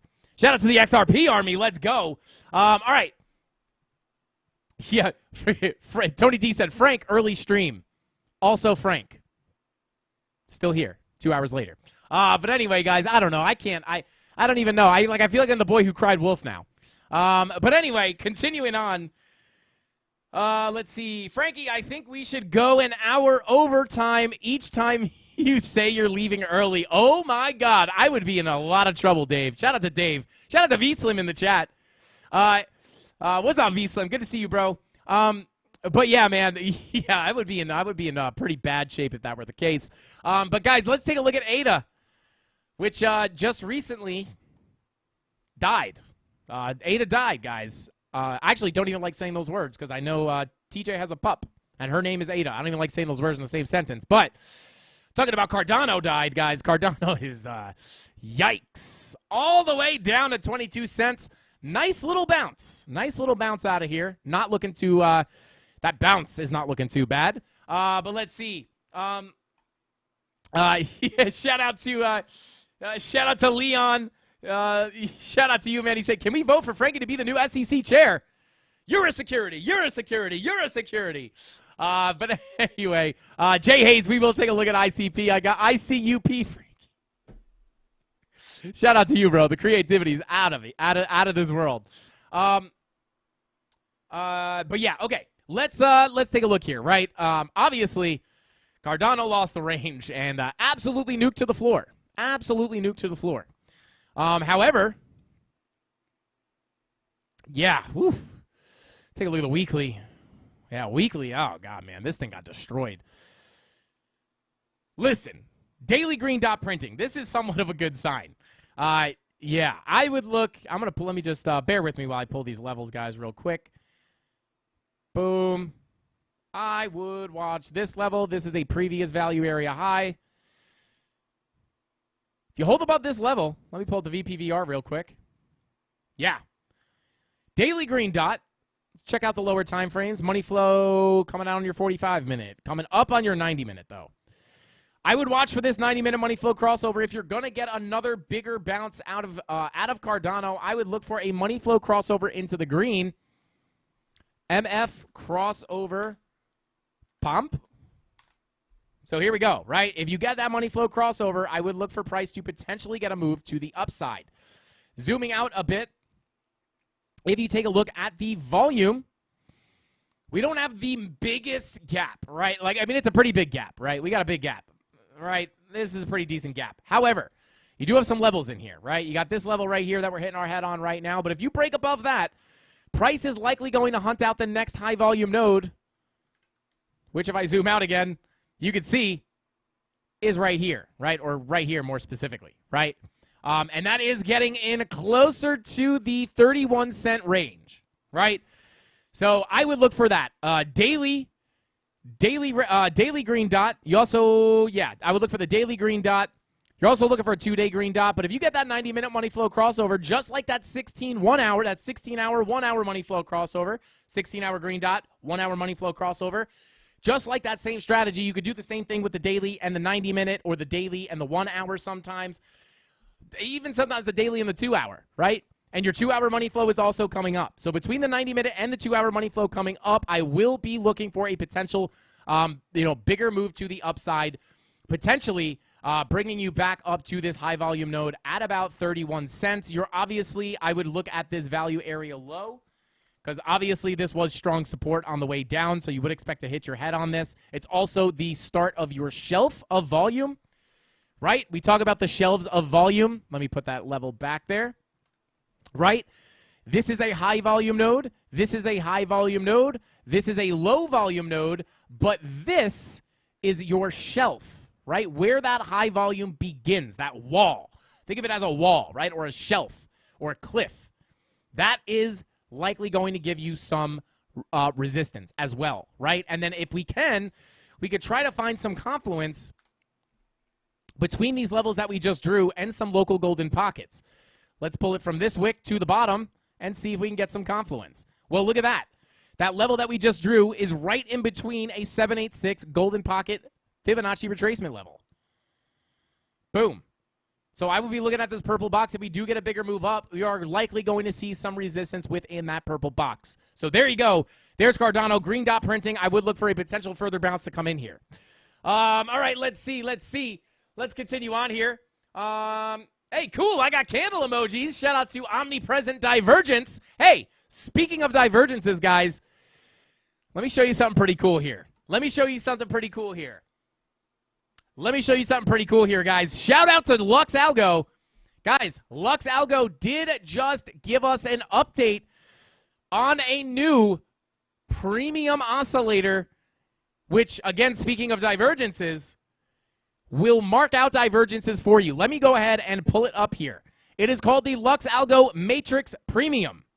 Pull it up here, and I'll tell you this, guys. When you pair this with, now this is new, right? I am still using this and testing it out, but this paired with Market Cipher is on top of your luck. Let me pull up the other, let me pull up the actual, here we go. Oh, baby, what is this? Cardano on the 4 hour. Ooh, baby, did she get a blood diamond? Hang on, guys. I need to check if there's a blood diamond on Cardano before I continue on. Let me just pull up Market Cipher A real quick. No blood diamond. Okay. Heikenashi's? Okay. This might be a blood diamond. I'd watch this 4 hour. But anyway, pulling up Lux Algo, guys. You guys know my OP settings for Lux Algo. I have a video showing you my absolute overpowered settings for Lux Algo.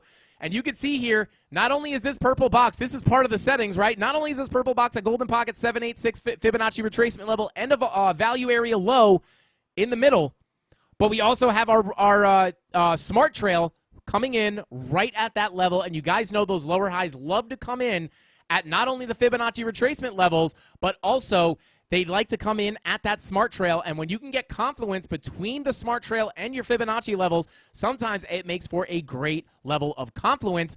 But this isn't about the candle signals on Lux Algo, guys. This is about their new oscillator. Again, Lux Algo Premium Matrix Oscillator. Where is it? Right here. Look at this, guys. And when you pair this with Market Cipher, it is absolutely OP. However, I do just want to focus. I just want to bring up one thing very, very, very quickly here. And that is this oscillator will mark out divergences for you, so you don't even need to see them. Now, you can see here, you have lower lows on your price action. I'll get rid of this. I'll just move this arrow to make it smaller and then just use this same arrow. You can see right here. I'm actually going to turn off the overlays really quick just to clean things up. Right now, if I was looking at price action live here, I would be pulling a range. Let's say we're only up to here, right? Let's use bar replay mode. Excuse me. I don't think I'll ever do a short stream, guys. I think we just call it here. So Frankie Candles will never do a short stream. But here we are, right? I would be looking at price like this. We are at the lows of our range, deviating from our ranges with lower lows on our price action. Now I am looking for higher lows on our momentum waves. Do I have higher lows on my momentum waves? I do. But look at this. The Lux Algo Oscillator will mark out your divergence, and this is not all it does, right? This is a very, very small feature of the oscillator, but I'm actually really excited to show you guys. This is a very unique oscillator, but it actually marks out your divergences with these lines, right? So when you see a line here, it's letting you know, like, hey, you got a divergence there. You don't even have to look. You can just see the line, be like, bing, bong, right? Bing, bong, bing, bong. Divergence, probably going to get a push to the upside. Boop. And you get the move, right? And then you would look to take profit at your value area high, which is right here, and then take partial profits, hold the moon bag, and you would have gotten some extra profits out of that one, right? Yeah, right, as you came up to that golden pocket. But pretty cool here, guys. And this is like one of the best divergence markers I've ever seen. A lot of times these are trash. I'm not going to lie. A lot of times these divergence markers will be like completely off, not on this indicator, but I see I see it done very similarly on other indicators, and it's not great. But they are, I've backtested this a bunch, or as much as I haven't had access to this for very long. But very, very, very, very accurate. Obviously, nothing's going to play out 100% of the time. You wouldn't just want to blindly trade those, but it's really nice that it marks it out. They also have a money flow indicator as well. And if you're thinking, okay, this is the same thing as Market Cipher, it's not, guys. This is completely different, and I am using this in agreeance alongside Market Cipher to make the craziest overpowered pair that you've ever seen. But yeah, you can actually, it's actually much, much different, right? Like you can see this money flow is not just a copy of Market Cipher at all. They are unique indicators. They are different within that. They have their own differences, and they are looking at different things. There's not just a clone. I want anyone thinking that, right? And you can see that here. Their money flow goes into the green and then into the red, and Market Cipher is just in the red here, right? So they're different. They're not the same indicator. I want anyone thinking that it's just a different skin on Market Cipher. It's a completely different indicator, looks at completely different stuff, and is to be used, at least in my strategy, in with Market Cipher, right? Not necessarily to replace it at all.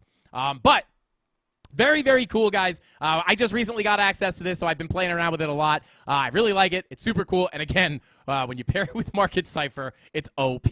But if you guys want to check that out, check the link in the description down below. We have a 20% discount, and they do all different subscriptions, right? They do, you could do free 30 days, right? So you're risk-free. You could try it. If you don't like it, you get your full money back. And then they also do monthly, quarterly, yearly, and lifetime subscriptions, I believe. So there's a subscription for everybody. But we're going to be talking a lot more about this indicator because this is pretty cool. So yeah, definitely go check that stuff out.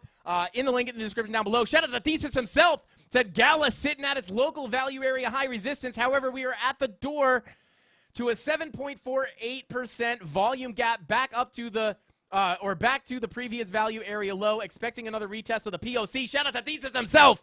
We'll have to check out Gala, bro. Shout out to Thesis. Thank you for being here, bro. I appreciate you. Tony D said he'll be Darren says to Tony D he'll be late to his own wedding.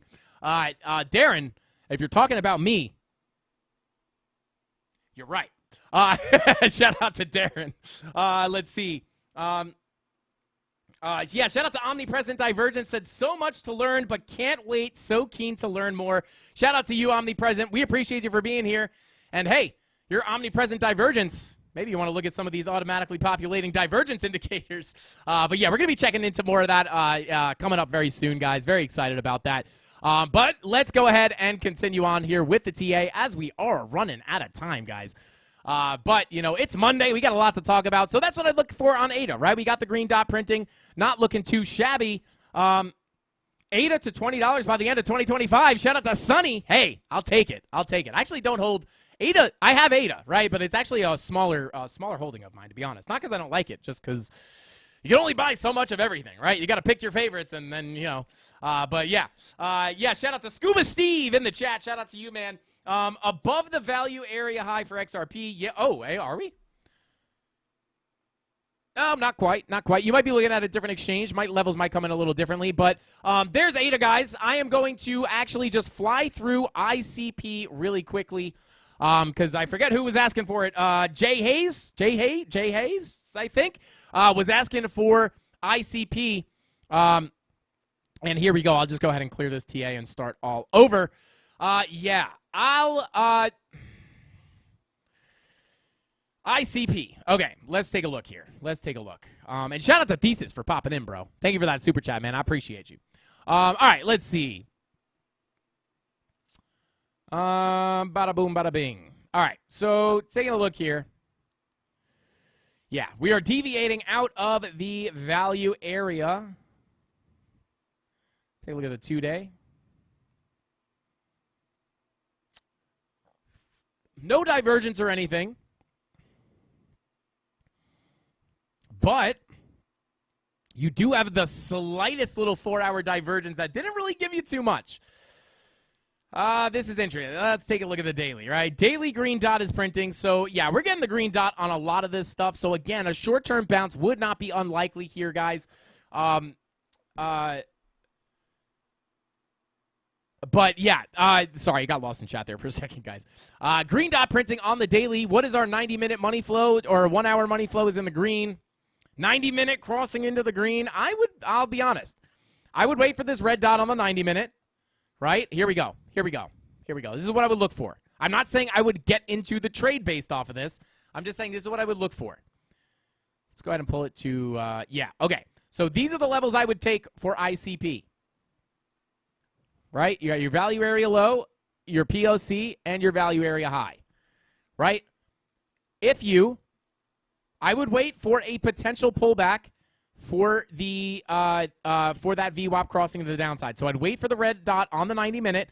I'd wait for a pullback, and I would look to potentially long a higher low, assuming that that daily green dot is going to confirm and give us a move up. This is what I would look for. I'd pull my fib from the low to the high, and I would potentially wait to either come back to the bottom of the range or come test that golden pocket 786 retracement level. Except I'm going to turn this blue because I'm looking for it to be support. So if that 90-minute red dot does give you a move down, let me see here. If that 90-minute does want to give us a move down, I will look for a potential higher low within that blue box. If I got confirmations, bullish confirmations to get into entry, why can't I talk? If I find an entry signal to get into a trade in this blue box, that's where I would look to go long, targeting the value area high and then potentially beyond, right? But I would be looking to take profit at the POC and the value area high, locking in profits, and then looking for a potential moonshot, holding a moon bag after taking profits, right? So it would kind of look like this, right? If I did, and this is if you got the confirmations, right? Like this is not, I'm just not blindly longing once we get a move down, but I would look for something like that. Nice little 2.5% scalper, little 2.3% scalp, right? Come up to the value area high, lock in profits at the value area high, snap our stop loss to our entry, making it a guaranteed winning trade.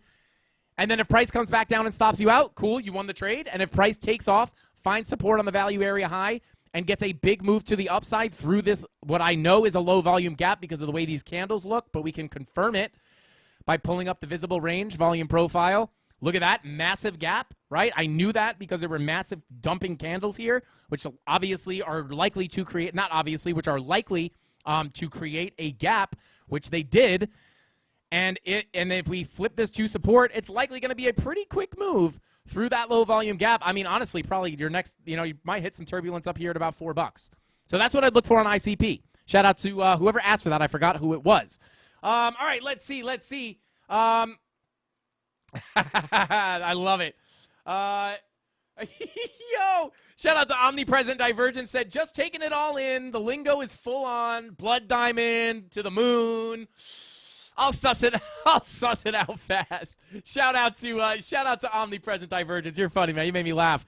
But guys, with all that being said, I did not think this was going to happen today, guys. I did not think it was going to happen today. I did not think we were going to go over our time. Thought I was going to leave a little bit early, but hey, when you're hanging out with the Mafia and you get Frankie Candles hype enough to run around his studio like I just did, you know it's a good day. All right, let's go ahead and pull up that wheel of pain and pleasure. Did we get the 650 likes we were looking for? Let's check on it. Oh, we're at 620, guys. We're at 620. If we get 650 by the time I'm done spinning the wheel, I will go ahead and add a Frankie Candles hat to the giveaway. But let's go ahead and start it with spin numero uno. Let's go. Oh, no. Computer not liking it. All right, let's see.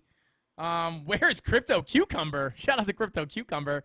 Let's see. Shout out to Steven Atwell. No problem, my man. I am here to help you. This show was bananas. Shout out to Zeus Cash. Appreciate you, bro. Let's see. Let's see. Brad Guidell. Shout out to Brad. We got Brad Guidell in the chat. I miss you, bro. I miss you. Shout out to you, man. Let's see. Rewire deprogramming. Thank you, bro. No problem. Frankie's in trouble with Mama Candles. Oh, no. Shout out to SirQuest. Let's see. Let's see. You guys are the best people on the planet. Shout out to Crypto Billy. You're the best people on the planet. Let's go. Shout out to the mods. All right. Here we go. Spin number 2. Here we go. I don't know why my computer's not liking the wheel very much right now. All right. Today's episode is brought to you guys by Aztecian Cactus Moss Water, the healthiest, most organic, collagen-filled energy drink on the market. I'm just kidding. We are sponsored by Market Cypher, though, guys. If you guys are liking Market Cypher, which is the indicator on the bottom of my screen here, if you guys like that, definitely go ahead and check our discount code in the description down below if you're looking to get into that at a discounted price. Oh, no. Shout out to Rob. Not showing the screen. Oh, Frankie Candles, what are you doing on that computer not showing the screen? Shout out to Rob. I appreciate you, my brother. Let's see. Shout out to Rogue Gamer, says, bro, I sites on some DEX tokens. Shout out to Rogue. I'm not 100% sure exactly what you meant by that. I think that was a typo. But shout out to you. I appreciate you, man. Let's see. Yeah, shout out to Market Cypher in the chat. I love the Market Cypher emoji. I love that we have those emojis in the chat. I love it. I think we have a Lux Algo one, too. All right, if you guys are interested in the Lux Algo, check the link in the description down below. You will help support the channel. And keep this LED light on behind us. It does go out sometimes. Electric's expensive out here. But yeah, thanks. Shout out to Apples Up North. Frankie, thanks for pointing out the new Lux Matrix. I like the looks of it. Shout out to you, Apples Up North. Thank you for getting the memberships. We love you. Just another day. Insights. Let's see. Bro, insights on some DEX tokens. We could try to look at some DEX tokens. Not on today's show, but we could try looking at maybe tomorrow. How many spins? We got 6. Oh, okay, hang on. How many we got? We got 5. We got one more spin, baby. Here we go.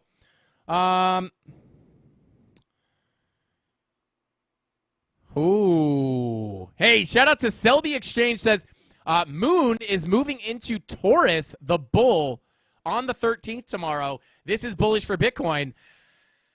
Hey, there we go. We got the Lux Algo emojis, too. Shout out to FUD Expert. Shout out to you, man. Thank you, Rob, for dropping the links, man. Drop those links. Let's go. Shout out to Rob. Let's see. Shout out to Gary Rogers. Says, Frankie, 50K, you get your name on the building, right? Gary, it's 100K. I had a few people reach out, and Rob, thank you for posting those links. If you guys are interested in the Lux Algo or Market Cypher and you want to save some money and support the channel, click those links. If not, feel free to go to the websites. You don't have to click them, but it does help out the channel, and you do save money. Anyway,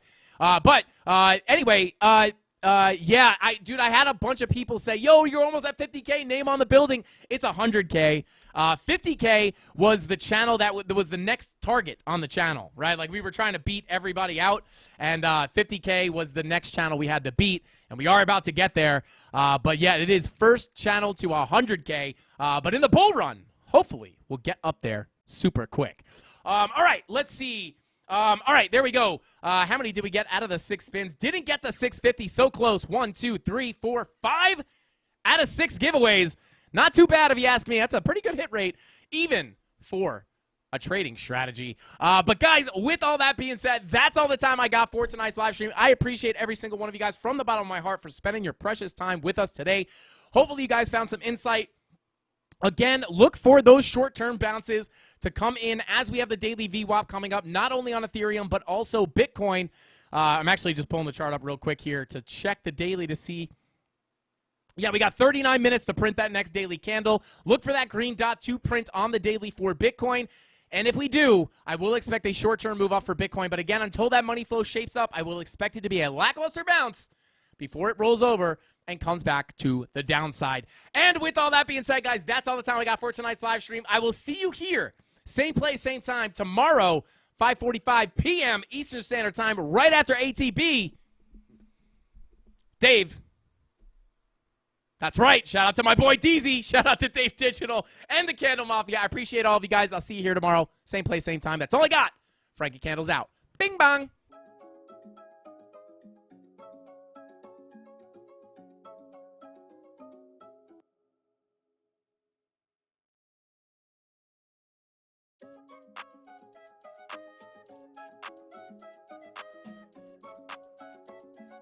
Tyler Ramos.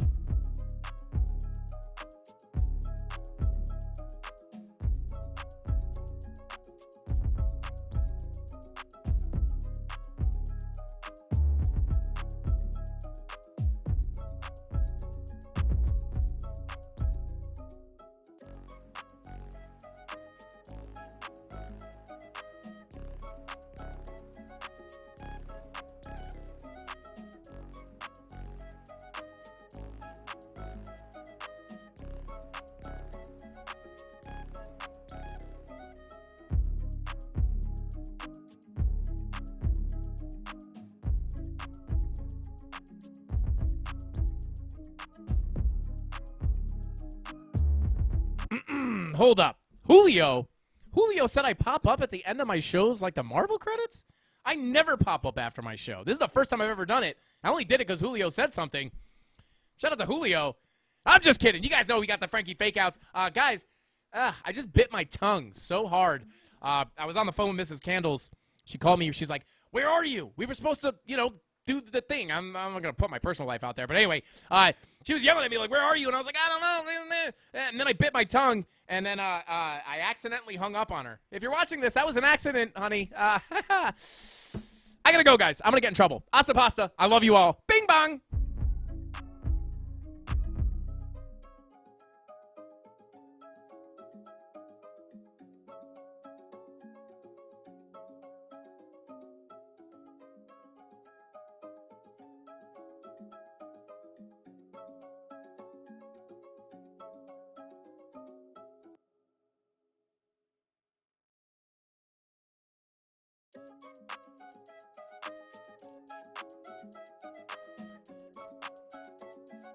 Tyler Ramos.